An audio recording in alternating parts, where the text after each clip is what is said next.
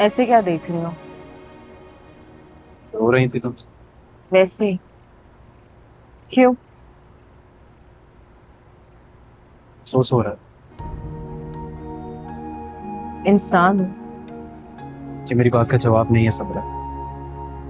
अगर अफसोस हो रहा होता तो यहाँ नहीं बैठी हुई होती। अम्मी का दुपट्टा सामने आ गया तो बस दिल उदास हो गया। अगर तुम चाहते हो कि मैं उन सबको याद ना करूं तो ठीक है। जैसे हम उन लोगों के लिए मर चुके हैं तो वो अब से हमारे लिए मर चुके हैं। समरा, सबसे पहली बात तो ये कि वो तुम्हारी सगी अम्मी नहीं है और वो तुम्हारी सगी अम्मी का दुपट्टा नहीं था। तो अपने दिमाग में ये बात डाल लो तो बेहतर है तुम्हारे लिए। मरे हुए लोगों की ख्वाहिशात की भेंट तो अक्सर जिंदा लोगों को ही चढ़ाया जाता है।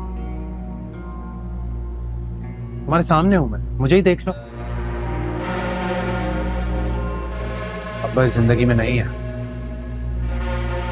लेकिन अम्मी ने उनकी ख्वाहिश में मुझे कैसे जिंदा दरगोर किया। शायद तुम भूल रहे हो, ऐसा दरगोर किए गए लोगों के लिए नहीं किया जाता। तो फिर वादा करो मुझसे कि दूसरे लोगों के बारे में सोचकर तुम अपने आंसू नहीं बहाओगी। ठीक है, मैं वादा कर लेती हूँ, मगर तुम्हें भी एक अहद करना पड़ेगा कि आज से मेरे अलावा तुम्हारी जिंदगी में कोई नहीं आएगा, चाहे वो ताई अम्मी ही क्यों ना हो। सबका ऐसे कैसे हो सकता है? मेरे उनके सिवा जिंदगी में है कौन? क्यों?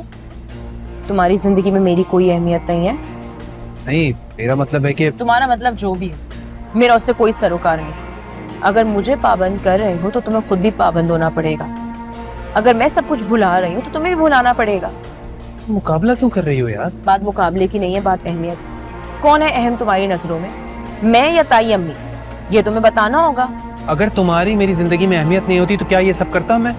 तो फिर अहद करो ना, इतना डर क्यों रहे हो?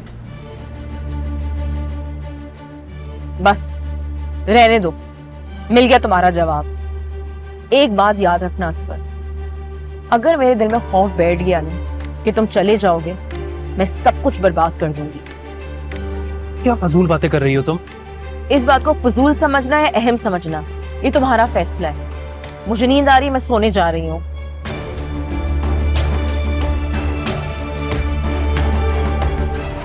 देखिए मेरे रांझना, 20 से जुमेरात रात 9 बजे सिर्फ ग्रीन एंटरटेनमेंट पर।